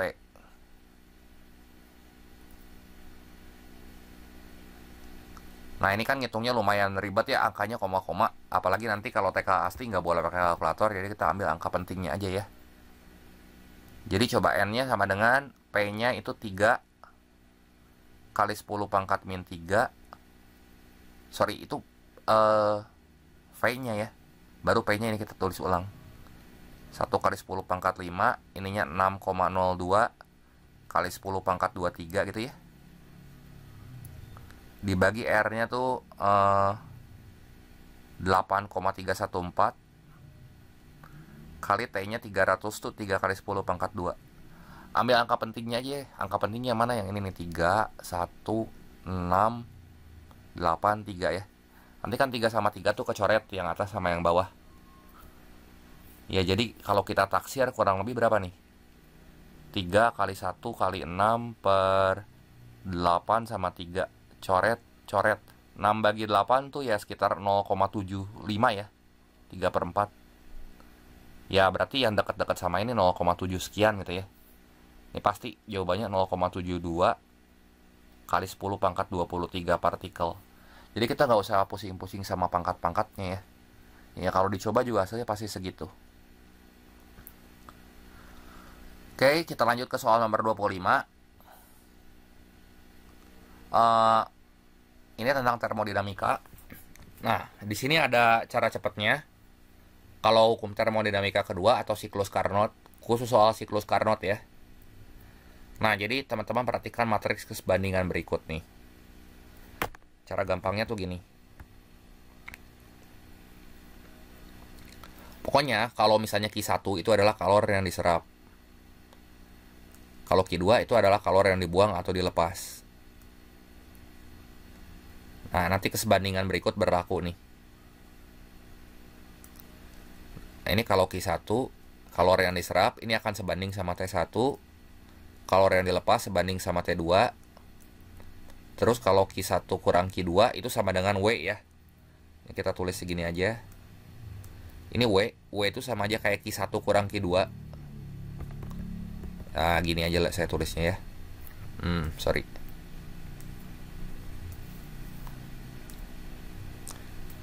Q1 kurang Q2. Nah, ini pembandingnya T1 kurang T2. Ya, kita pakai matriks keserbandingan ini. Nah, sekarang yang ditanya usaha tiap siklus dan sistem menyerap kalor ya. Ini yang penting kita tahu ininya, angka pembandingnya berapa. Jadi gampang. Oke. Yang ditanya usaha berarti variabel W ya. W. Dan setiap siklus mesin menyerap kalor 840. Ya, berarti ya ini menyerap kalor tuh pasti ini Q1. Terus T1-nya ada kan. Jadi nanti kalau kita pakai perbandingan, ini bakal kayak gini nih. W itu akan sebanding sama T1 kurang T2. Ambil 2 biji aja.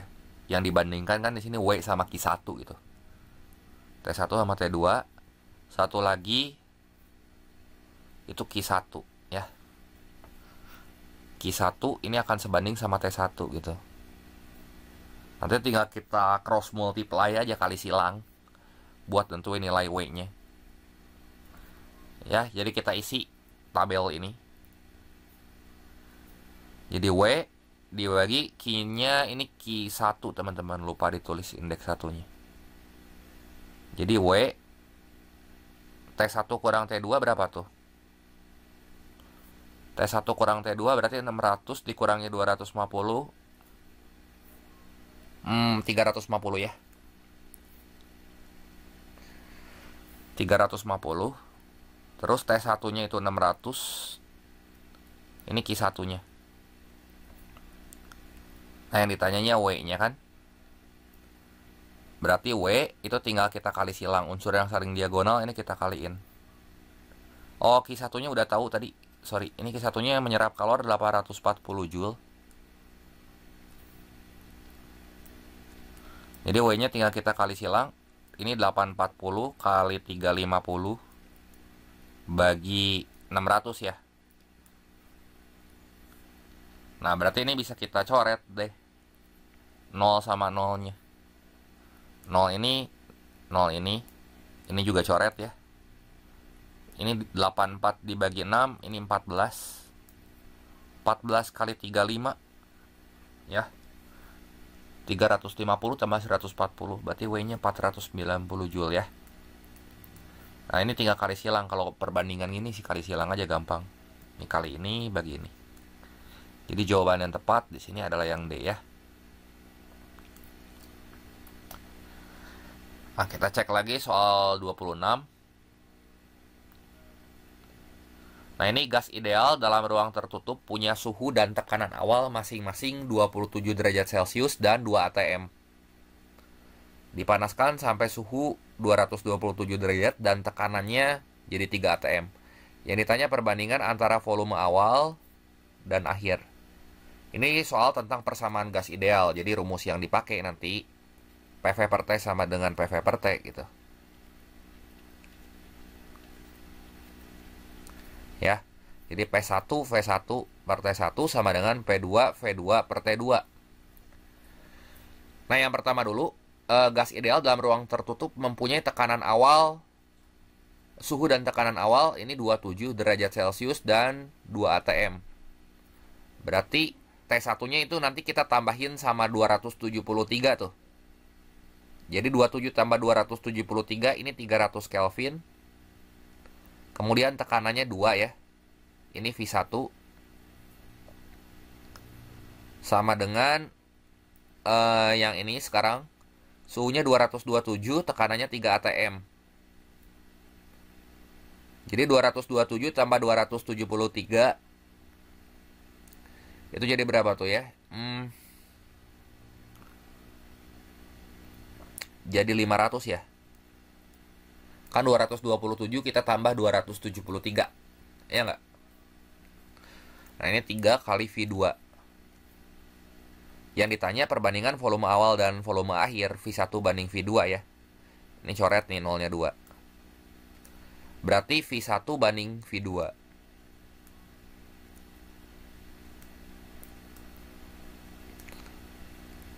Nah, kita lihat di sini V1-nya nempel sama angka berapa aja nih. Ini kalau kita kaliin diagonal, dia nempel sama 3 dan 3 gitu. Jadi 3 kali 3, 9. Itu 9 nempel sama V2 maksudnya. Ya, kalau V1 berarti ini 2 sama 5 ya. 2 sama 5. Jadi V1-nya ini 2 kali 5 itu 10. Kan ini saling diagonal nih. Nempel nih 2 sama 5 itu jadi 10 V1. Terus V2-nya 3 kali 3. 3 kali 3 ya 9 ya. Kan ini nempel sama, yang nempel sama V2 ya ini sini 3 ini sama 3 ini ya. 3 kali 3 9. Jadi volume awal sama volume akhir kalau dibandingin ini jawabannya adalah 9 banding 10 tuh. V1 banding V2 di sini adalah 9 banding 10 gitu. Ya. Sekarang kita lanjut lagi ke soal nomor 27. Soal nomor 27 tentang pembacaan kuat arus pada ampere meter ya. Perhatikan jarum ampere meter berikut ini, kuat arus yang terukur berapa nih? Berarti ini nunjuknya ke angka 60. Jadi skala yang tertunjuknya kan 60. Per skala maksimumnya itu 100. Kali yang ditunjuknya itu 5 ya di sini. Ya.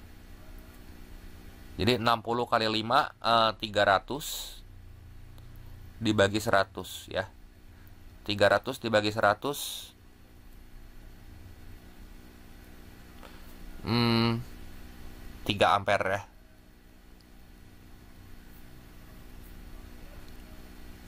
Jadi opsi yang tepat di sini yang A.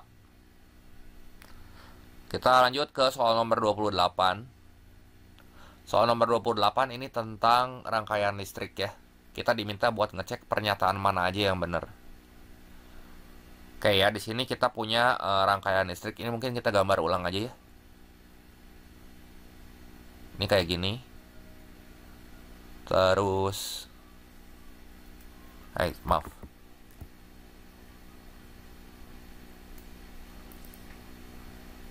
Nah, ini dihubungkan dengan GGL tuh 5,2 volt ya. Aduh, ini nggak lurus ya. Nah, gini. Dihubungkan dengan baterai 5,2 volt.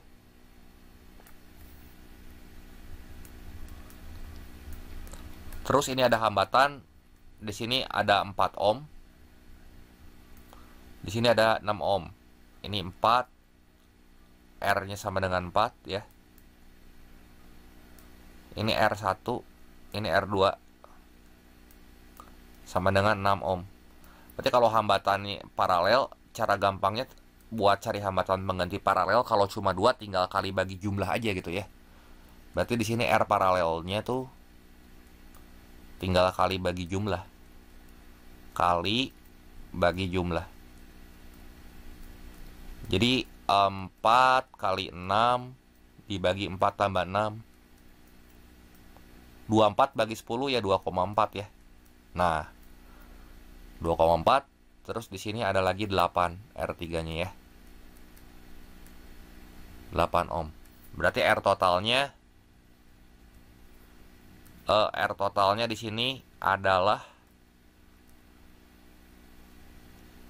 8 tambah 2,4. 2,4 tambah 8 ya 10,4 ya. Nah, coba yang dibahas apa aja di sini? Disipasi daya, tegangan, kuat arus ya. Oke, berarti kita cari dulu kuat arus di sini pakai hukum ohm. Ingat persamaan V sama dengan I kali R gitu ya. V itu ya GGL-nya. GGL-nya kan 5,2 volt. Jadi 5,2 volt sama dengan I dikali hambatan totalnya tuh 10,4 ohm ya. 5,2 sama dengan I kali 10,4. Berarti yang ditanya I-nya di sini ya. I totalnya sama dengan 5,2 dibagi 10,4. Atas bawah bagi 5,2, jadi ini setengah ampere ya. Berarti arus yang mengalir ke sini setengah ampere. Ya, arus kita kasih warna lain aja, mungkin ya warna biru gitu ya.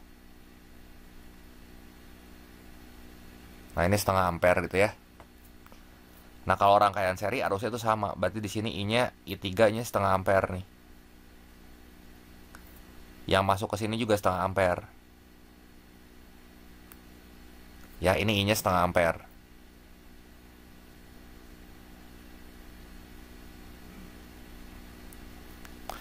Nah, kalau misalnya rangkaian paralel yang sama itu adalah tegangannya.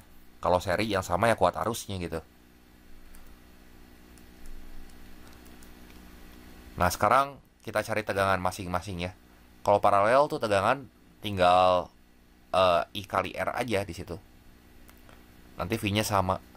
Nah, R total yang ini kan tadi yang paralel tuh 2,4 ohm ya. I-nya setengah. Berarti V-nya tuh kan I kali R. V1-nya I-nya tuh kan setengah. Kali R paralel ini kan 2,4 nih.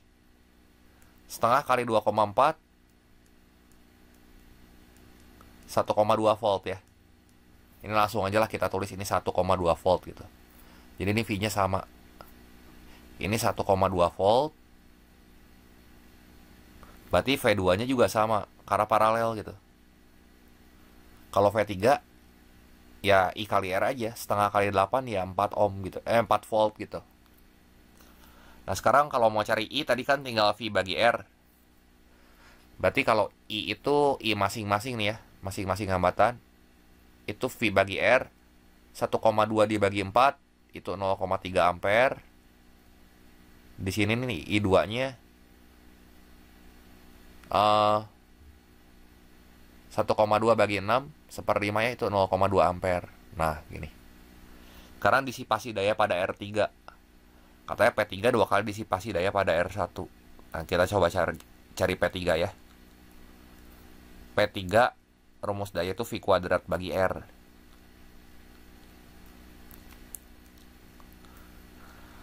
Atau I kuadrat kali R juga nggak apa-apa, sama aja ya.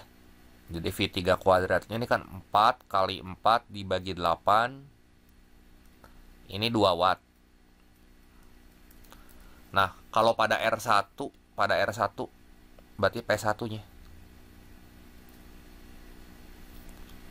berapa tuh? V kuadrat tuh V1 kuadrat atau I1 kuadrat kali R aja nggak apa-apa ya. Lebih gampang kayaknya ngitungnya. I kuadrat R ya. Jadi I1-nya kan di sini berapa tuh? 0,3 ampere. Berarti 3 per 10 kali 3 per 10 kali 4 ya. 9 kali 4, 36. 36 bagi 100 tuh 0,36 watt.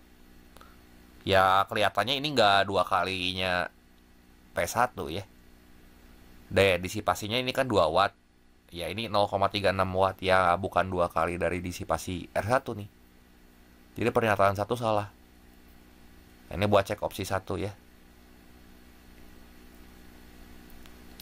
Nah sekarang opsi yang kedua. Tegangan pada R2 berarti di sini V2 ya. V2-nya 1,2 volt. Betul nggak tuh? Tadi kan kita udah hitung. Cocok ya, V2-nya itu 1,2 volt. Ini benar. Terus kuat arus pada R1, opsi 3.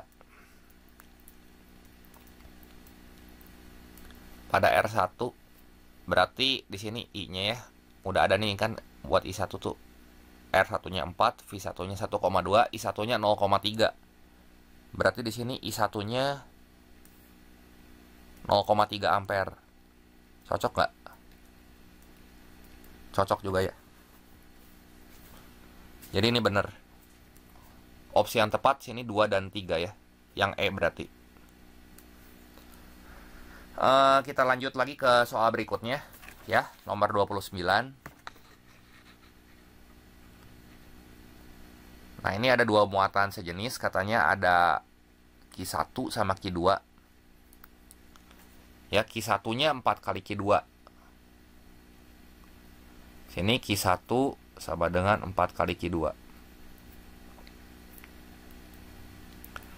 Nanti kita misalin aja di sini ya, misalnya Q2-nya Q.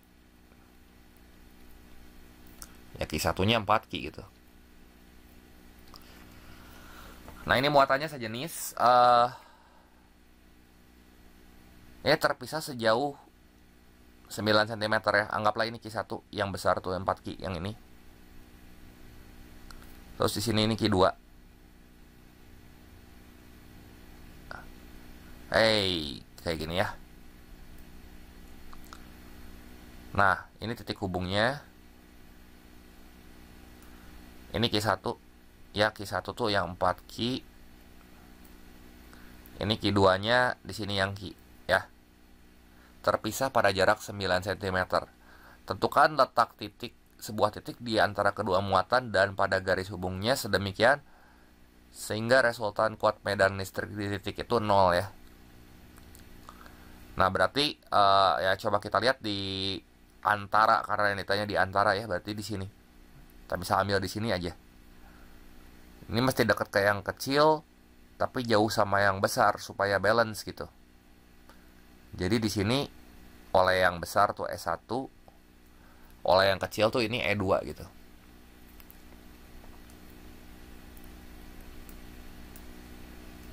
Nah, persamaan medan listrik dan hubungannya dengan jarak itu yang perlu teman-teman ingat adalah K Q per R kuadrat gitu ya.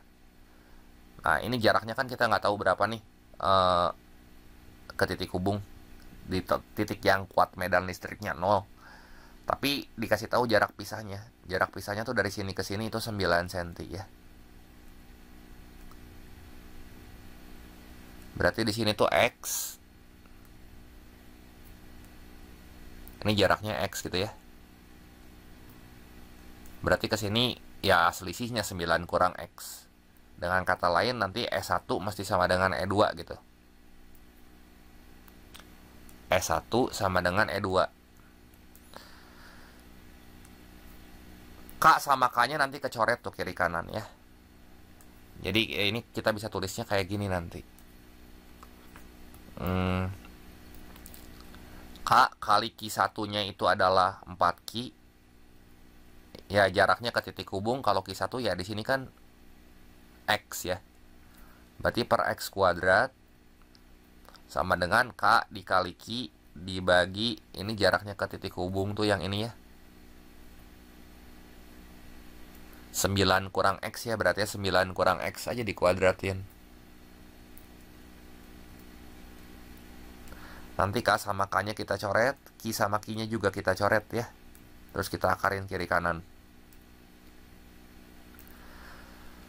Akar dari 4 itu 2. Akar X kuadrat itu X. Terus ini 1, ini 9 min X gitu. Nanti kita tinggal kali silang nih. 2 kali 9 min X. Jadi 18 min 2X itu sama dengan X. Jadi 18 sama dengan 3X. X-nya 18 bagi 3 tuh 6 cm ya. Berarti 6 cm dari Q1 nih. 6 cm dari Q1. Terus ya di sini si selisihnya ya. 3 cm dari Q2. 6 cm dari Q1. 3 cm dari Q2. Mana yang benar tuh? Yang ini ya. Gitu. Lanjut lagi ke soal 30. Ini soal terakhir. Pada permainan bola kasti dikasih tahu di sini data-datanya 0,2, tapi kita langsung baca aja ke pertanyaannya. Besar gaya rata-rata di sini berapa? Oke, yang dikasih tahu di sini ada M, massa 0,2 kg. Terus ada lagi angka apa di sini? Kelajuan ya. Kelajuan. Jadi tiap nemu angka jadi variabel. Ini V1-nya kita tulis V1 di sini. Itu 2 meter per second. Ya, ini 2 meter per second. Kan ini bola kasti, katanya mula-mula dia bergerak dengan kelajuan 2 meter per second. Ya, dia bergerak ke sana gitu ya. Dengan kelajuannya 2 meter per second. Terus dipukul balik ya. Di sini misalnya ada tongkat pemukul, ada yang mukul nih. Berbalik arahnya. Nah, berbalik. Jadi ke sebelah sana.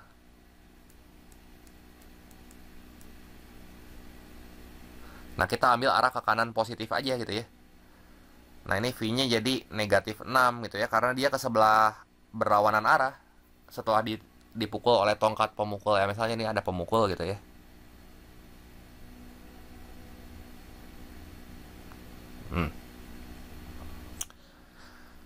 Nah, terus jadi V2-nya itu negatif 6 ya.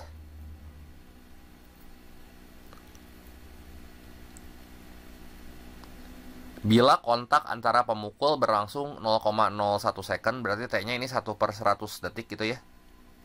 Yang ditanya besar gaya rata-rata yang diberikan pemukul ke bola. Ini rumus yang perlu teman-teman ingat adalah hubungan impuls dan momentum.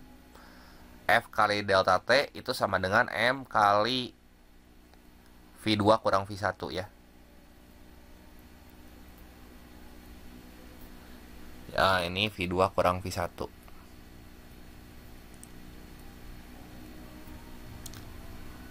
Nah, ini V2-nya yang ini kan. Ini V2, ini V1 gitu.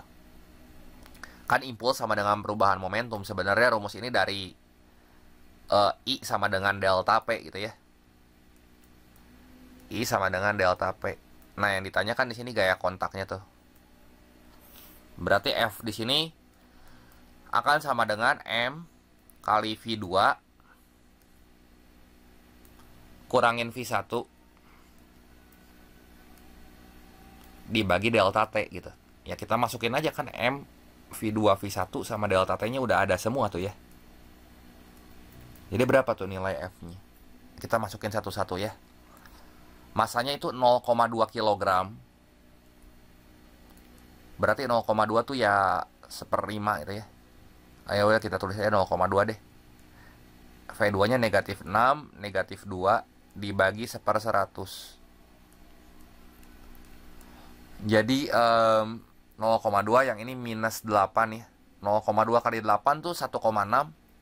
1,6 kali 100 ya itu minus 160 Newton gitu. Ya.